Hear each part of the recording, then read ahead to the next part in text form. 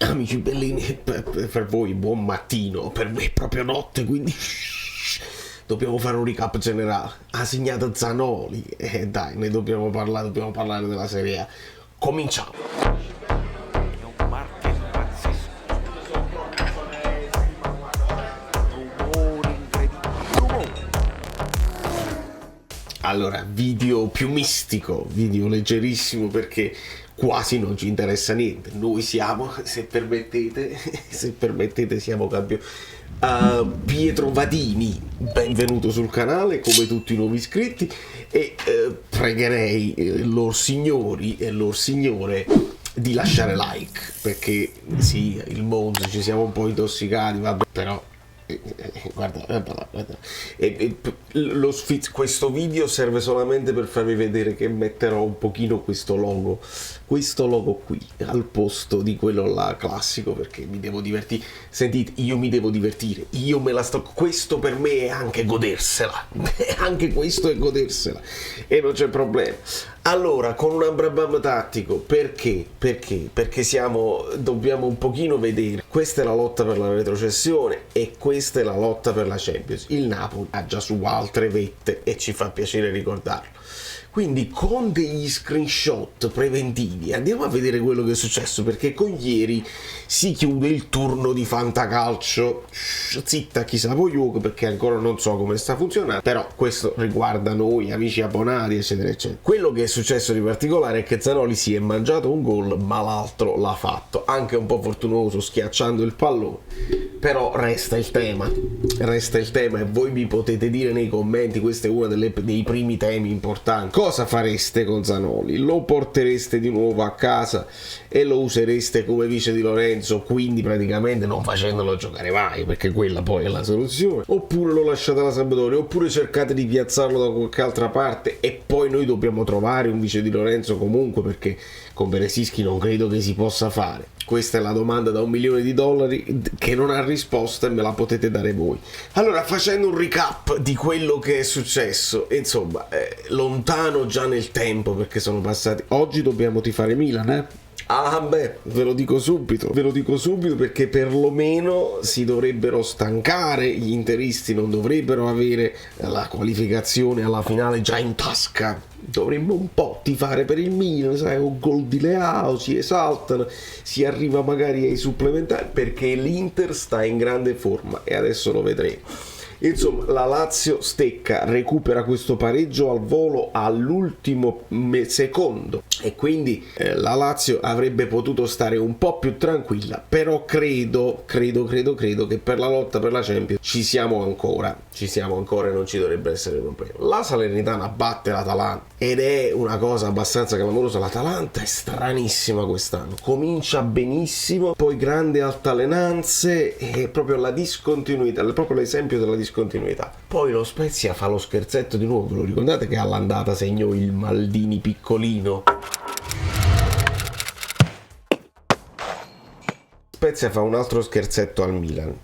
Però la questione qual è? Tutti quanti stiamo dicendo ma state rischiando grosso perché se poi non vi qualificate, ma secondo me la chiave è la solita Juventus.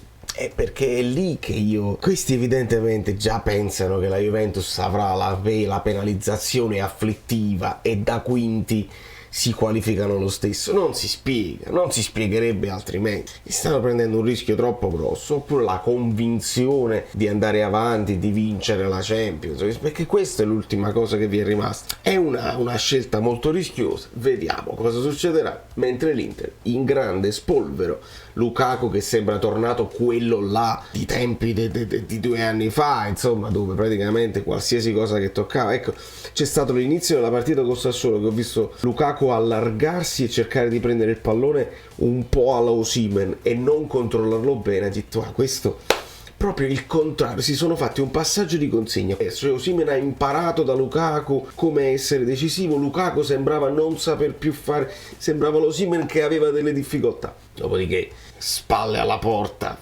riesce a coprire il pallone, si gira in un attimo, una bomba incredibile. Quel gol gli permette anche di fare il gol successivo dove là sta in fiducia e trovi un angolino che è incredibile. Insomma, Lukaku è tornato alla grande.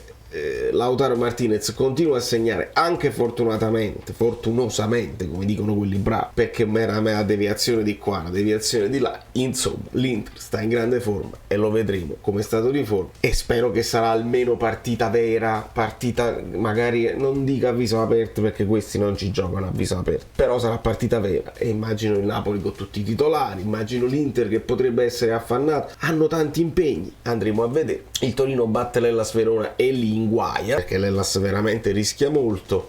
Fiorentina 2-0 con l'Udinese, il Napoli lo sappiamo e non ci ritorniamo, il Bologna strappa lo 0-0 alla Roma, la Roma non riesce a battere il Bologna, la Juventus va liscia con la Cremonese e l'Empoli recupera proprio al 93esimo e si salva con un gol di Piccoli, la Sampdoria che almeno stava salvando la faccia col gol di Zanoli. La lotta per la Champions è presto detta. Si considera che la Juventus verrà penalizzata e il Milan ci va. La Roma ha delle possibilità, però in questo momento Milan, Lazio e Inter insieme al Napoli. Quello che diventa veramente imponderabile è questa lotta per la salvezza, e mi sono segnato un pochino delle cose per ragionare su chi si può salvare. La Cremonese, onestamente mi sono scritto che dovrebbe essere spacciata. Perché? Perché è difficile, andiamo a vedere quali sono le partite che deve fare la Cremonese. Ha questa possibilità di fare i 9 punti che la porterebbero, ma nemmeno se li fa, perché voi guardate bene, se la Cremonese fa 9 punti, si porta a 33, basterebbe una di queste due di Spezia e Verona che fanno quei 3 punti e diventa difficile. Però ci devono credere, col Bologna si potrebbe anche fare, con la Lazio è difficilissimo, e poi c'è la Sanitana che dovrebbe essere ampiamente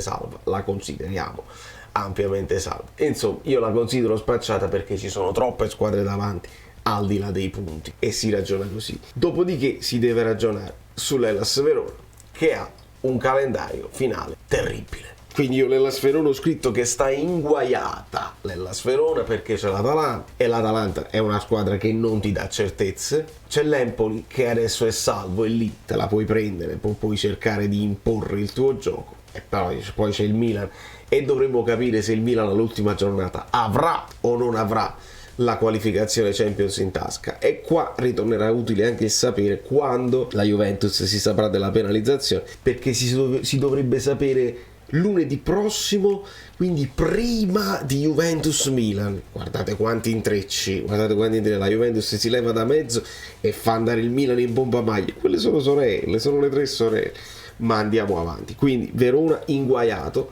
dopodiché c'è lo Spezia e c'è il Lecce. Qua abbiamo anche scontro diretto, quindi io sullo Spezia dico difficile, situazione difficile, perché devono affrontare il Lecce e quindi scontro diretto, devono affrontare il Torino che è una squadra che non ha niente a che vedere, ma è una squadra tosta, e poi la Roma che potrebbe nel finale aver bisogno di punti, non dico per la Champions League, ma magari per l'Europa League, perché comunque l'Atalanta sta lì, e quindi per lo Spezia è molto difficile. Chi contemporaneamente è molto difficile anche lì, ma ha il futuro nelle sue mani, il destino è tutto nelle tue mani, è il Lecce, perché il Lecce se già se non perde con lo Spezia già ha fatto qualcosa di straordinario, perché te li tieni a distanza. Dopodiché con il Monza già salvo si può fare, e con il Bologna già salvo. Monza e Bologna, siamo lì, sono 2 squadre, il Monza specialmente sta in una forma straordinaria, potrebbero anche dopo la vittoria con il Napoli risultarsi un po' appagati,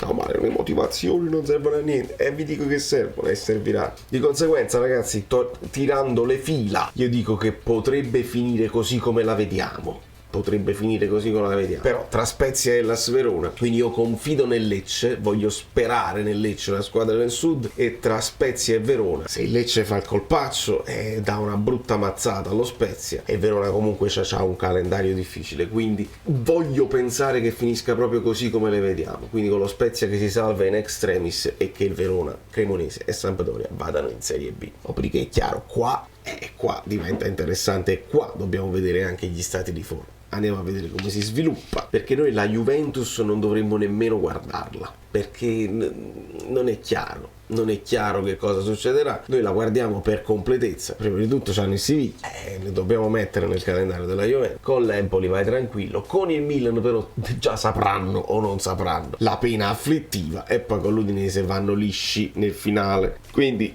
questo calendario qui lascia il tempo che trova, perché se non sappiamo la pena non capiremo qual è la fine che fanno. Proveranno fino alla fine sicuramente a dare tutto nell'Europa League, perché in campionato puoi fare quello che vuoi, ma potrebbero darti dei fastidi. Almeno te ne esci con un trofeo quest'anno che potrebbe non garantirti l'Europa l'anno prossimo, però il trofeo quest'anno è un trofeo che a loro manca. Sicuramente cambierebbe completamente la visione di una stagione comunque zoppicante, ricordiamolo, come sono usciti male poi dalla Champions, e se vincessero l'Europa League chiaramente cambia tutto. Dopodiché ragazzi, l'Inter ha un calendario terribile, fittissimo, perché ovviamente devono occuparsi della Champions League e quindi potrebbero fare anche il colpaccio e arrivare in finale. Quindi Inter-Milan prima, dopodiché c'è Napoli-Inter, partita vera che a noi non interessa ma che a loro potrebbe interessare sempre per consolidare la posizione della Champions. La Fiorentina con l'Inter la partita la fa,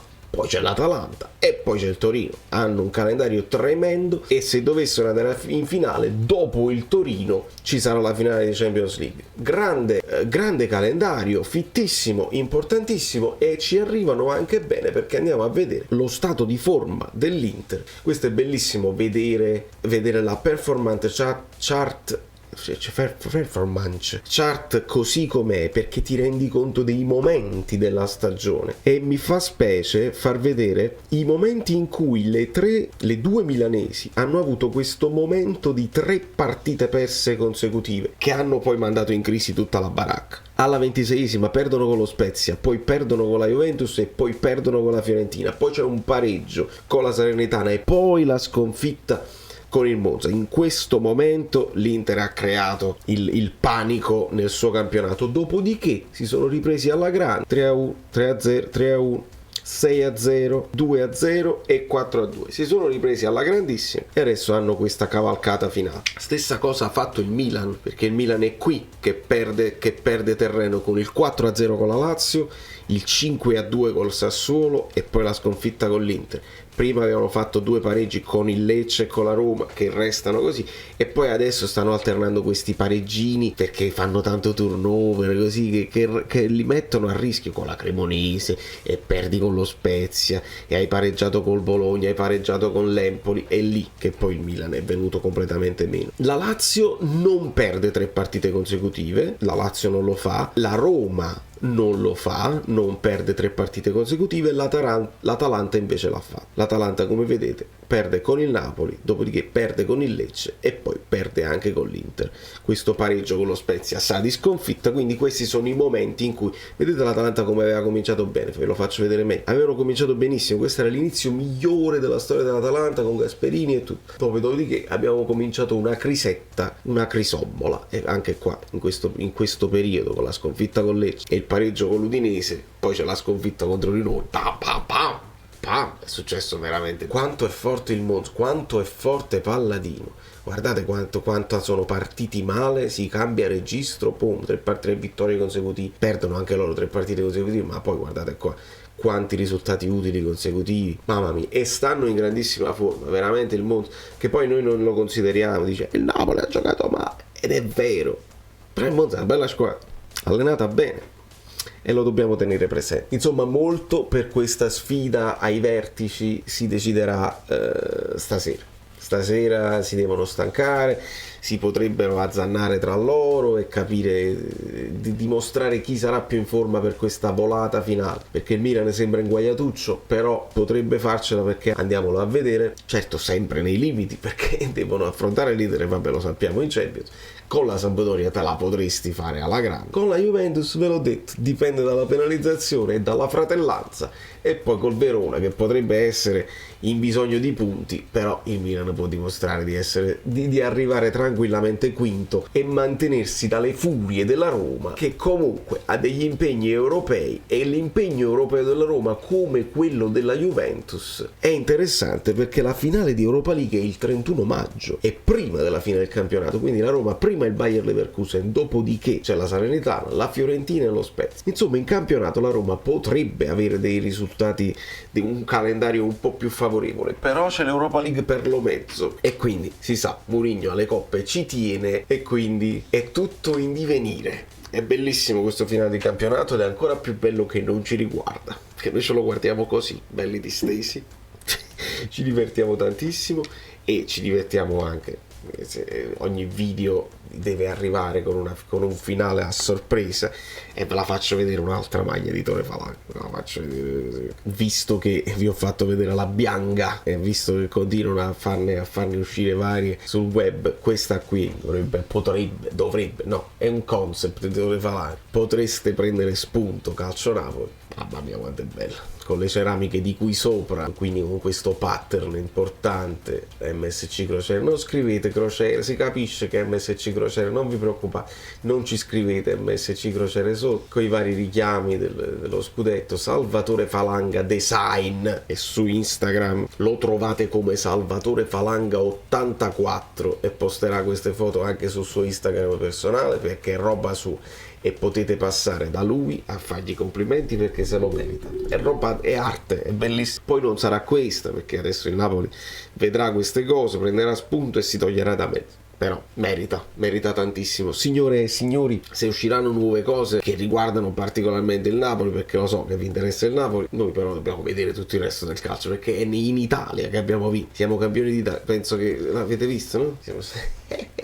Siamo campioni in Italia e ci siamo divertiti, ci stiamo divertendo. Aspettatevi almeno uno short per quanto riguarda stasera con la semifinale e tifiamo un po' Milan e poi alla fine vince l'Inter e questo dovrebbe essere il compromesso giusto, così si stanca, ma hanno una rosa ampia, la panchina dell'Inter è lunga e quando stanno in forma è tosta, sarà tosta. Speriamo di vedere una bella partita perché quello poi ci interessa il risultato. Oggi ancor men che meno non ci interessa nulla, a vedere una bella partita per i tifosi del Napoli è la cosa più importante. Da New York vale offrito e tutto. Se però volete fare anche il record, io ci sto. Sembra una parrucca, ma non è vero, perché vedi cambia. Ah, ma no, che bella, io me li fai. Sono Saveri da soli. Dobbiamo arrivare a 20.000 iscritti, di cortesia, perché questo è l'anno. Avete lasciato i like. Niente più, dai, basta, sei cringe. Quante cose.